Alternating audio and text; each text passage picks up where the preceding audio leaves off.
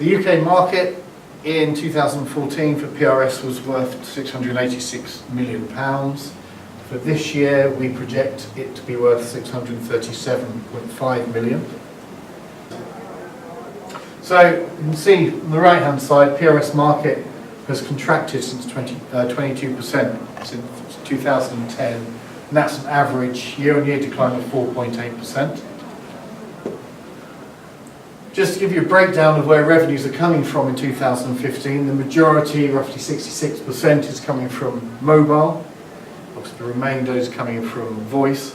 But from that, we expect voice-based services to fall by 22% in 2015.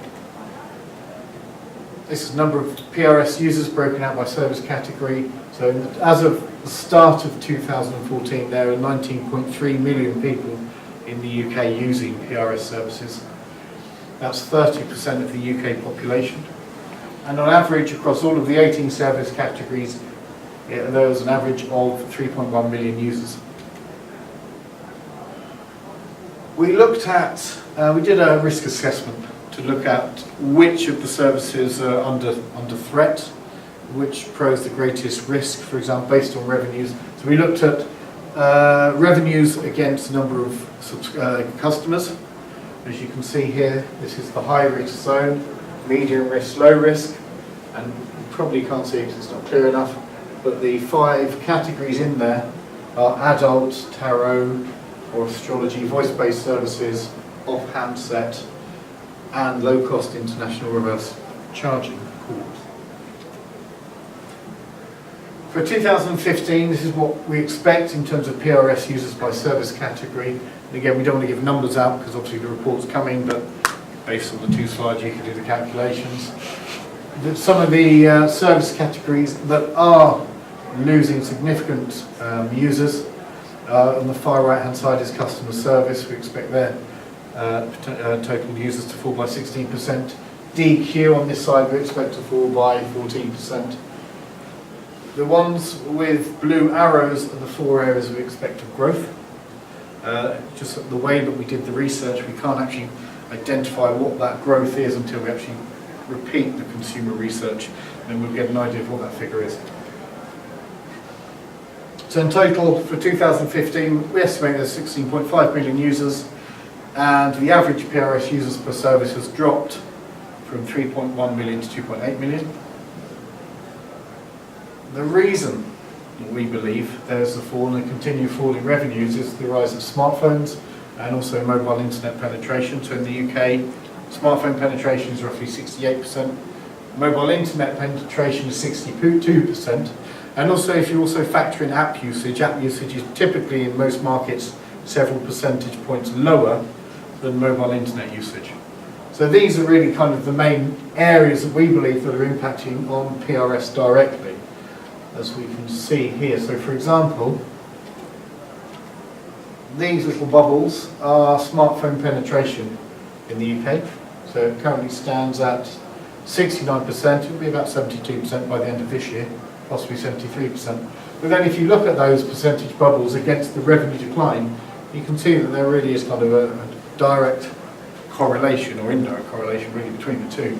But you can see the impact that smartphones are having. But if you take it a step further, so we have in the blue we have smartphone users in the UK, in the red we have feature phone users, and in the green is mobile internet users.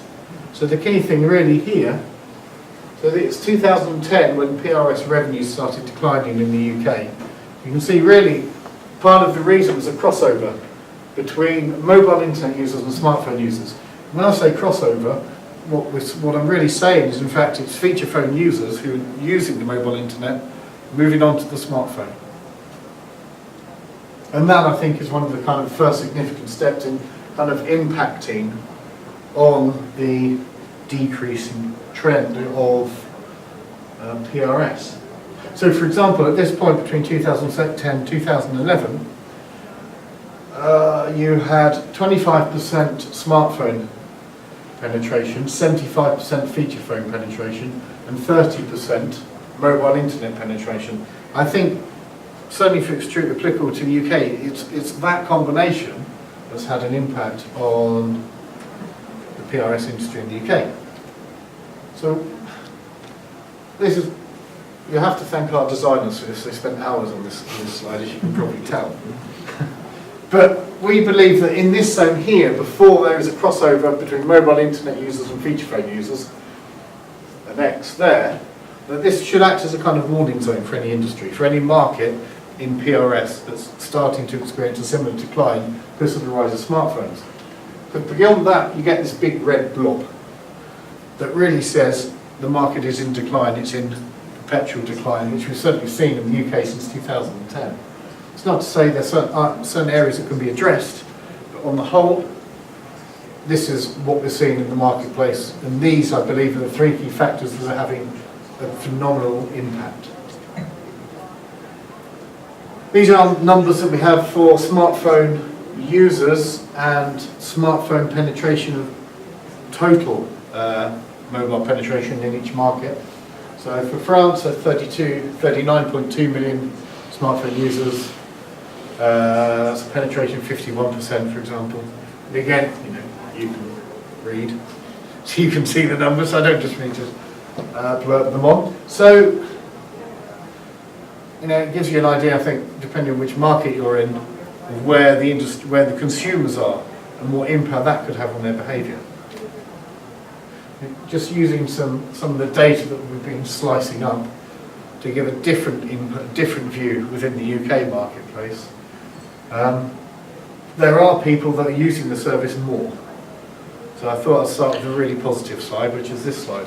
So if you can't read, you can't see. So the blue is I like the content service. The red is I have more disposable income. Green is it's affordable. Purple is I have more spare time. And blue is I don't know. But the key thing really is, people still do like the services. People do still find them affordable. And I think that's quite a significant thing. Is the key issue, I think, for the industry to move it forward is identify what are the services and how do they need to evolve. Because obviously most of these things are being addressed by apps these days for free. Again, this is constant usage. Why is their usage stable month on month? Again, it comes down to I pay a monthly subscription, prices remain the same, I enjoy the service, or people just don't know. I think this is quite an interesting one, the PRS purchase experience. This is key. So, excellent is at the top, that's blue. So, on average, 11% of PRS users in the UK believe they have an excellent experience. A third of users believe the experience is good. Just over a third believe the purchase experience is reasonable, which leaves 13% that say it's either poor or it's never to be repeated.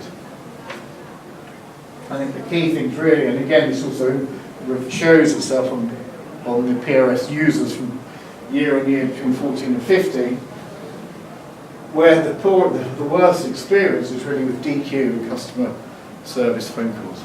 087 numbers in the UK.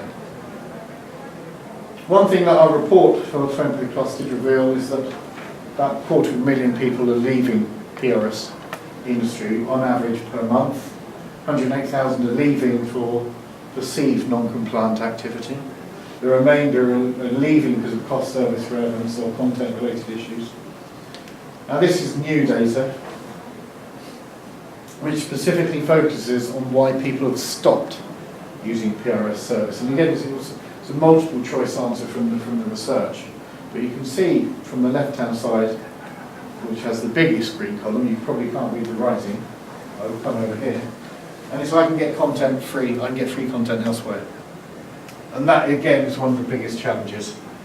Second one, it also says I can't afford them anymore, which does suggest there should be kind of a pricing range, depending on perhaps usage, but again, also I'm not as interested in the service anymore. And again, this comes back to the whole evolution. Most of the services, a lot of them have been addressed by apps. Again, this is really interesting, and I've done it like this so that you can't make too much sense of it, because a lot of it's going to be in the breakdown. But it's consumer perceptions of PRS pricing. And the key thing really is that 18% of consumers do not know how much PRS costs. 51% think PRS costs less than £3, and 17% think PRS costs £5 or over. Why do you continue to use PRS? There isn't a specific service I use regularly, so people are just happy to pay with whatever method is simplest and easiest. I can pay discreetly or anonymously. I think we all know what service we're talking about there. Or again, one of the second biggest is the way I'm paying is convenient. So people do like PRS. People do still see it has a very strong role as a payment mechanic. And again, I think this is really interesting. Again, when we ask people what is their preferred payment method, PayPal was top. So in 20 years, that's become perhaps the most trusted method. And obviously, that's probably no doubt through its partnership with eBay. But actually, beating debit card and credit card is direct to your phone bill. Again, people understand what the concept is, and they understand it's very simple to use. And again, if companies, operators start to talk about it, it could happen, potentially. And again, what's the appeal of mobile payments and direct to bill? Obviously the biggest one there is it's easy and convenient. I think really looking at where the future of PRS lies, you've really got to understand exactly what consumers are doing on their mobile phone. In the UK, 89% of people are using messaging, 50 million people are browsing, so that's, as we said, 62%, and so on and so forth. So these continue to offer big opportunities, and I'm sure they do in other markets also. And again, just specifically, so sorry, that figure, this chart here is actually for total mobile users, whereas this slide, which does actually mirror the previous slide, is just based on PRS users only. And again, evolution, not revolution. Just, there is an exodus of users in the UK, that's happening, but millions remain, 3/4 of them are on smartphones, which does suggest that PRS as an industry is riding and is surviving the technological wave as phones become more advanced and a lot of people move to smartphones. We're not seeing much innovation in the space, which is a shame, but equally it's just as much an opportunity. And also, there has been this opportunity with PRS. It has been done once before. Admittedly, it's a clean slate then.